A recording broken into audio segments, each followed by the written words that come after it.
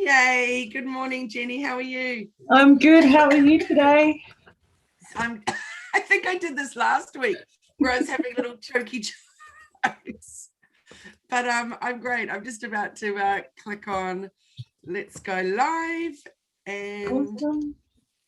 we're looks like we're good to go. So good morning, everybody. And oh no, I don't think I did that.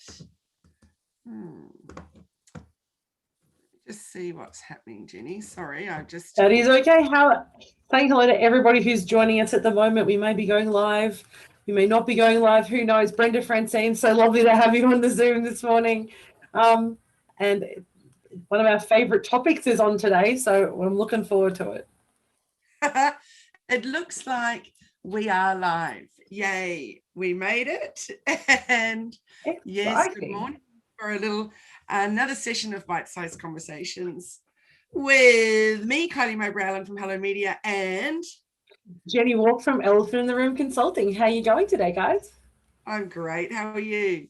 I am awesome. I've had a really good, busy week, but really good week. Jenny, I think you've got some wins there. I was reading some stuff at 4 a.m. and so I'd love you to tell us about what's happened. It sounds amazing.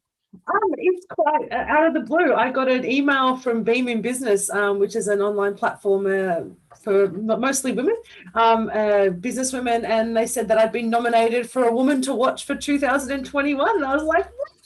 So I'm pretty excited. So there's a People's Choice Award that's nominating. You can nominate today until tonight, and then I have to submit a video to the judges before close of business today to tell them why I should be a woman to watch. So it's a bit exciting, and my first nomination for something that I wasn't aware of. So very cool.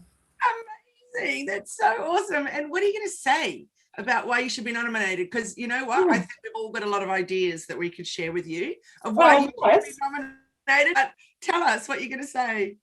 That's a really good question. I've been thinking about it a lot lately. I think for me, one of the key differences, and I actually wrote a post this morning for my Instagram about it, saying that I'm a bit old school in the way that I deliver my coaching. I like high touch, deeply human programs. And for me, it's about connection, collaboration, and building really sustainable businesses. It's not for me about creating an empire where I can, buy the fancy cars and go on the fancy holidays. It's really about me making an impact. And that's my heart and soul, I guess, every time I coach. And I think for me, it's a different way of looking at a coaching business and growing your business in an environment, in a world where we're all about volume and the most amount of things we can get. And so I think my differentiation at the moment is the fact that, I'm old school, one-on-one coaching, group coaching, a 3-day immersion. That's what it is. That's the value. What people get is they get time. They get time to think, collaborate, and build clarity. And that's stuff that we don't have a lot of. We always want kind of, packing our days with lots of time. So I think, or lots of stuff. So I'm hoping that might be a point of difference that I can share, but that's where I was thinking. I love it. I want to add that I feel like my favorite word of the year, uncomplify. I love uncomplify. And when we talk about, and when I've worked with you on my own business and we talk about where I'm headed or how to make sense of certain things and stuff, I come to you with complete overwhelm. My brain is fuddled because it's very, when you're right in it. And then you have this beautiful way of uncomplifying it and setting me on a path. And when I did the retreat with you, my goodness, I left there with, yes, exhaustion of my brain, but also amazing new ideas. But what was clever is that I was then able to literally implement that stuff almost straight away. And that's amazing because it's not often that you can actually do that. So I think that's a big one. You might even like to use that little word. I might have to borrow Uncomplify for the video, I think. And I'm just excited. Elizabeth, thank you so much, Elizabeth, for sharing. And we're so happy to have you here live with us today, Elizabeth. That I appreciate everyone voting. And I guess I didn't know how it's such a strange place for me to be in, because I kind of like to do my stuff a little bit quietly. And I'm okay to do that. I just like to be, I guess, the foundations for other businesses to grow and other businesses to thrive. So it's a little bit different for me to kind of put that out there and say, hey, by the way, I've been nominated. But I thought, you know, why not embrace it? I'm really proud of the work that I've done. I'm really proud of the impact that I get to have with people. And that, you know, that's really what my legacy wants to be. It's not about, I don't need the awards and accolades, but it's really nice to have the nomination, I have to say. Yes, absolutely. I couldn't agree more. The opportunity of being nominated for something that you didn't even know about is beautiful. So yeah, exactly. relevant. The main thing is that was a beautiful honor. And I'm so proud of you. Since the day I met you, I knew you were something super special. So yay for you. I'm going to make an award. I'm going to give you the Top Dog Award. Oh, bless. Thank you. I'm blessed. You know, you and I had a for using some of my clients. So there's a soul connection very much from the day that we met, and from the minute that we met, I think there was like we're each other's people, and I'm blessed to have such amazing people like you in my world, and to be able to, you know, I learn every time we chat, and I think that's part of a great collaboration, is that we both get to learn and grow and develop each other and celebrate each other's wins, which, you know, you have had so many in the last couple of years as well with your business, and it's growing and continuing to grow like insanely at the moment. And so we have both amazing things to be proud of, I think. Yeah, I totally agree. And I think that's a beautiful introduction to our topic. I know. Because I think that's a really big thing about being able to lift each other up and not have that way of, you know, what's elbowing them out of the way because you're in my limelight, or putting you down because that's what we do to get ahead. You know, I know. That's not a style for many, many women. And no, I think it's not. That's so important. And that collaboration, I think it's about that success is really important. And I think, and I said this to you last week, and that I hadn't really connected with lots of other women and lots of other business owners until I became a business owner. It was kind of, I was always watching and observing and advising from the other side of the fence. And so when you become a business owner, particularly in an environment where I'm supporting so many women, it's so important for us to continually say, the more we support each other, the more we grow, the bigger the circle gets. The circle doesn't get smaller. You know, you don't lose your space in the circle. You just make the circle bigger. And I think that's what this collaboration does, is we're making the circle bigger for other women to come and join us and stand inside this space and to have our own space. You know, it's not, I'm not pushing anyone out of their space. I'm just making my space a little bigger so they can make their space bigger. Absolutely. That little saying, collaboration over competition, I think is such an important one. If you can find ways to collaborate with people, find ways, like Jenny and I have similar, well, some of what we do is similar, but the majority of what we do is not. But instead of just going off in our own lanes, we knew we'd like to find a way of offering something together. So here we are every Friday doing a collaboration where we and maybe some new things coming in the future. Yeah. What time did I text you about that? Was it like 1 a.m.? I know. I was like, yes. I woke up at 5, and so I'm like, yes, let's do it, right? Whatever that is, we can't tell you right now, but it's very exciting anyway. Yes, indeed it is. I think that's one thing that we've got in common is brains that go overtime. Very much so. But we're talking about money today, which is one of my favorite topics. And I know I said earlier that it's not about, you know, creating empires and, you know, having gold-plated statues of yourself around. But the reality is that money drives a business, doesn't it? I mean, money is one of those things that people can either feel a little bit icky about, or they can feel like really comfortable talking about. And I've met business owners that do both. But how do you find, what's your response when people talk about money? I just think this is such the perfect timing, because in our meetup this week, so that my meetup is Positive Passionate Businesswomen, our speaker was all about money. So I've been thinking a lot since then, and I was having a beautiful session with someone in a program that I'm doing, and she'd been there, and she also brought it up and said there was a number of things in there that were serious triggers, and listening to how other people perceive money, etc. It was fascinating, and my brain has again been going ever since. So a few of the things that she said just blew my mind, but one of them was that you need to always have 3 to 6 months of the money that you need sitting aside, waiting for a rainy day, like a COVID lockdown, etc., etc. And that you shouldn't have a budget, that you need to have a forward planning. And there was all kinds of things that came up about forward planning, not ever buying, you know, we've all heard these ones before, though, of not ever buying anything till you've actually got the money, etc. And so I've been thinking a lot about that this week and where things are at with businesses being more and more and more pressured into offering Afterpay. Now PayPal's coming out with their own version of Afterpay.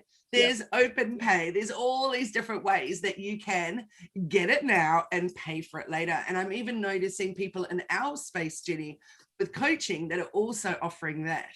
So it's fascinating. What do you think about that? It's a really interesting conversation. And that idea of you having 3 to 6 months cash in the bank is a really lovely idea. But for a new business owner who's been there maybe first couple of, potentially up to a couple of years of business, having that nest egg is actually really hard to do.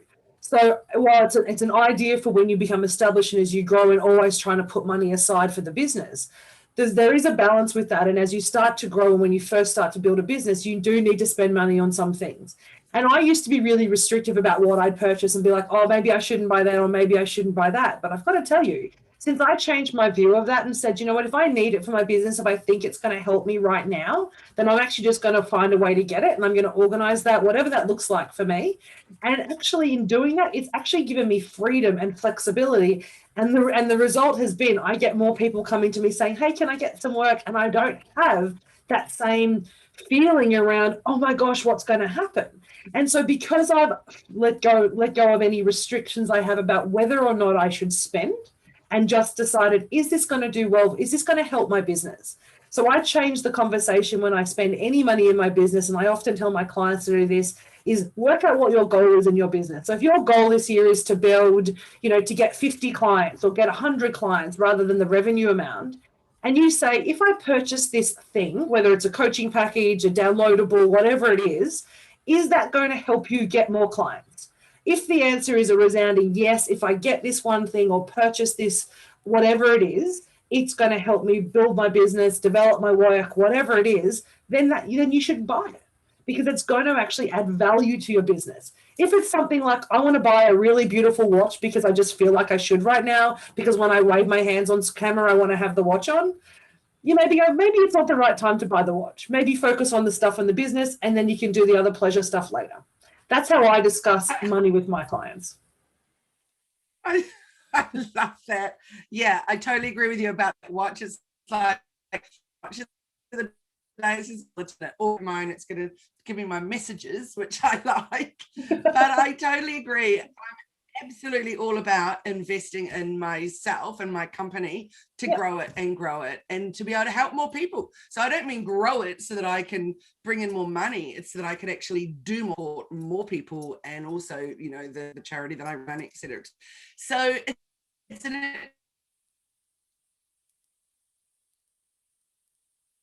we're having one of those funny Zoom days today. Maybe Zoom doesn't like us talking about money because I'm getting a lag and I have you frozen on the screen now. Can you hear me now? I can, yes, my dear. Yay. Thanks, NB. With a fast internet in Australia we have, for those listening overseas.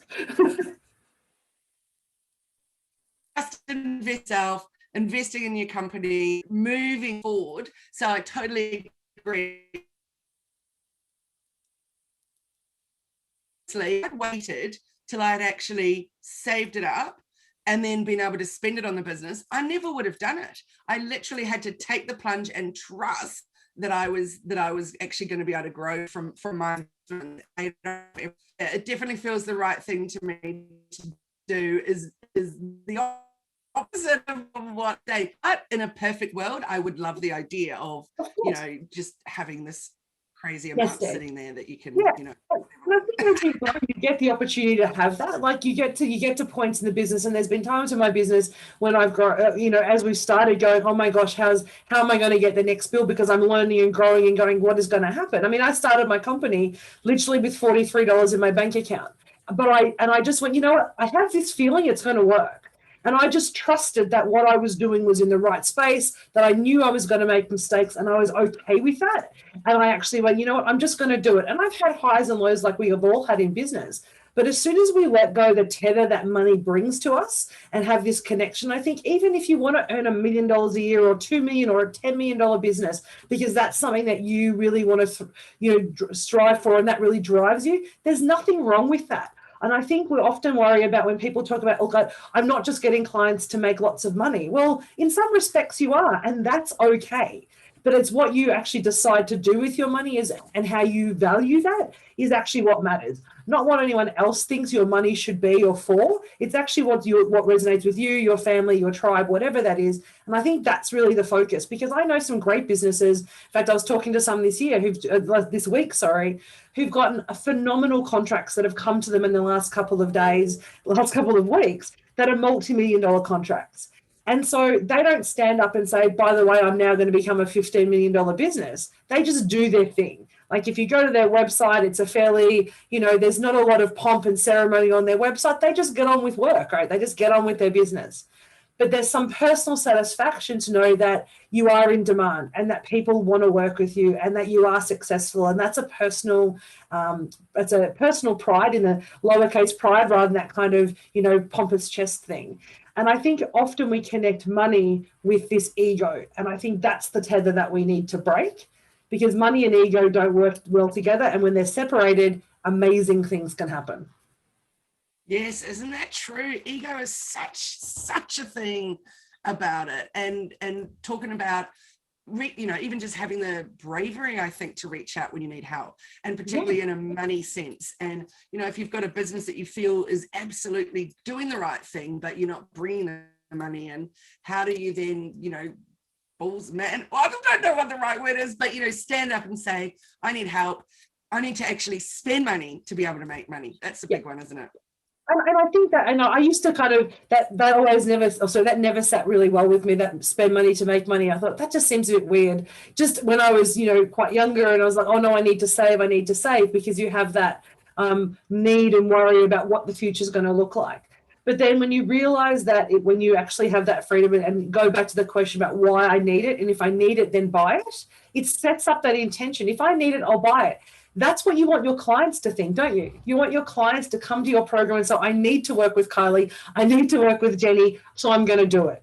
And if we actually have that attitude in the way that we approach how we spend money and what we buy, then in some respects, I think the energy kind of flows back to us, where our clients see that we're abundant, they see that we're generous, and they go, well, actually, I want to be part of that. I want to join that circle. So therefore, I'm going to come and work with you, because I know it's an environment of abundance and generosity, and not coming from a place of scarcity. And I think that's the biggest change that we have to think about in terms of how we approach money. But money relates to whether somebody buys your product or not. Oh, you're so right. And I'm so glad you brought up that abundance and scarcity mentality, because it's completely what it is. The amazing woman that spoke on Tuesday night, one of the lines that I wrote down that she said, which I loved, which is, with cash, you give before you take. And I'd never heard that before. It's true, but isn't that a wonderful thing? So I barely ever use cash anymore. I don't get paid in cash for anything. And I do everything either online or a tap or whatever, and always have. But it's an interesting one, isn't it? And my brother very much deals in cash. He's always got cash in his wallet. And you and I have both heard before the importance of having whatever you want to earn in a day, have that in cash sitting in your wallet at any given time. That's not really my buzz, because I don't even leave the house every day. So I have a wallet, but it has nothing in it. My phone is my wallet. So if my phone has the cash in it, then I'm okay, right? That's right. So it's a funny thing, but I have to say, when you see someone take out a wallet full of cash and hand it out and everything, it does have an amazing, abundant feel. And again, coming back to that giving before you then take something, there's pretty special about that. Was it really to what, etc. But what I really loved, I watched on Ghostings online, and I watched and have you seen that one? No, I haven't. I don't think. We're having a little bit of a lag. Yes, good old. Yeah. So, the two guys, they were neighbors, and just came up with this idea of Afterpay and, you know, here in Australia. And I just thought it was very, very interesting to watch where it all came from, because it didn't come from a people need to have things straight away. It came from a credit card perspective of, you know, how much extra are you paying for the thing that you want to buy. So it was very, very interesting. So I think the way that we're changing in terms of we want it now rather than later, but also that we don't actually see cash. We're not I think that's really true. But I think there's something about paying. I mean, people don't, when you go and get a loan for a car or a loan for a house, because of the volume, you don't go, oh, I'm going to pay cash straight up. You happily go get a loan for it and pay it out over time. So I guess for me, when I look at things like Afterpay or any of the Zip or whatever the different ones there are, essentially all they're saying to me, it's a form of budgeting. I could spend it all now, but why would I? Why not have the cash flow and spend it out over a number of weeks, because then it helps me manage my cash flow. So from a business perspective, you could call it cash flow management, as long as it doesn't get out of hand and you're not kind of using it, you know, willy-nilly in a way that's actually detrimental to your business. But we're talking business, not personal here. And so when it comes to business, managing your cash flow and managing your money is really important, because it allows you then to have the freedom and flexibility to respond to the needs of your business and also your clients. So that might mean you have to change the way you work, or your laptop might die tomorrow, and go, what happens if one of the biggest tools in your business dies tomorrow? If you don't have access to a cash flow model of some form, then your business can significantly suffer. There's only so many times you want to do Zoom on your mobile phone if you don't have a laptop. And, you know, so while I'm sure our phone could actually act as a laptop or a PC version or a Mac or whatever it is for a short period of time, long term it's not viable and it's not really going to work for us, is it? So having access to different methods of cash flow is a good business decision to discuss with your advisor or your accountant, to say, how can I use this to my benefit, that's going to help my cash flow, going to allow me to manage my money more effectively and have that abundance mindset and that growth. And it's interesting, Tara has joined us and she's asked whether we've had any tools or thoughts on shifting blocking beliefs around money. Oh gosh, you and I have had so many conversations about money blocks, Kylie, haven't we? So many. Yes, we sure have. What are your thoughts on that, Jenny? Well, it's a really funny, and Tara, thank you so much for the question. For me, a lot of the money, we can go back and have lots of conversations, and then we've got a beautiful Elizabeth on watching today, and she does a lot of work with her clients from an energy perspective around money. For me, the money mindset comes down to that abundance versus scarcity mindset. And to me, it's about saying, what's money for? So do you see money as a positive or a negative conversation? So if you've got a block around money, often it's going to be, that I found, it's going to be because you have a negative association with money. Somewhere in your life, money has been bad, you've been told to save it all the time, or you never had it. And so now you have to hold on to it really tightly because you're worried about what happens if I don't have it. So one of the first things, and it's not a quick fix. It's not like, I'm not saying it's going to change overnight. But for me, it's about addressing that conversation, saying, well, how do I approach money? How does it make me feel?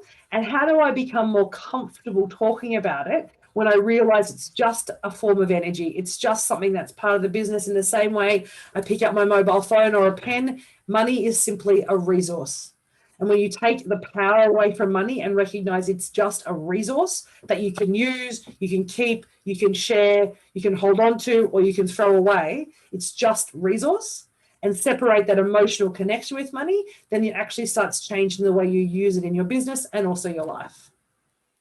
I so agree with you, Jenny. And for me, it's so much about mindset and the language that you use around it. So for example, I don't want to say I decided I wanted a new microphone for speaking, and the one I really wanted is $1,000, but actually there's a really good one for $200. So I need to look at where I'm at, with what's happening. I need to think, is that a want or a need for starters? But then I think, okay, what language am I using around it? Do I say to myself, I can't afford it, which is very, very negative language? Or do I say, I actually just don't need that right now?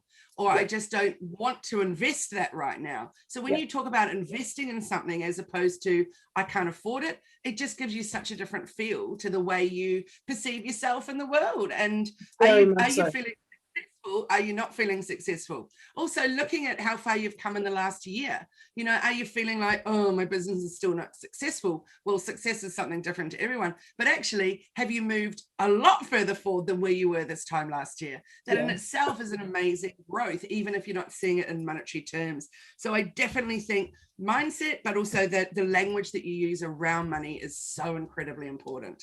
And that is so true. And that want and need and that kind of idea of that afford, whether I can afford it or whether I should get it or not. I mean, those the words like should and afford and, you know, and that negative language that you bring to the table, it does impact how you show up, how you engage, and everything around the world that you know, your business world. But I love that conversation around, you know, changing afford to do I actually need it? And when we reframe what we're talking about to do I actually need it? Is it going to help me with my business? Is it going to actually make my life better? Is having this microphone going to make me so much clearer that I can do better podcasts, that my clients, you know, can the sound is much clearer so they can download the audio and listen to it in the car on the way home if they can't jump on the Facebook Live or the Zoom? If that's going to make a huge difference to your business and your clients, then go and buy the more expensive one. But the question you have to ask is there a substantive difference between the $200 one and the $1,000 one? Because you and I know sometimes there is a huge difference, and sometimes it's just the, you know, the shiny coating on the outside, that's the difference. So doing some research and understanding where you're spending your money and why you're spending it, I think is really important too. And is that new shiny microphone, the shinier one, is that going to actually help generate more money? That's definitely a thing too. So once you've invested in that, is there actually do help you generate more money because it makes you feel better, and that's okay. That's right. But extra 800 that you're spending for that particular one, could that money be spent differently now? Is there something that you really could be invested? Like there's lots of different ways. Now somebody's asked a really good question in the comments, which is, I totally agree with you, but what if your business isn't generating enough money to get help? So in my experience, I've looked other places to be bringing money in from. So that might be getting another job on the side. I've had going on to be able to make things happen. What are your thoughts around that?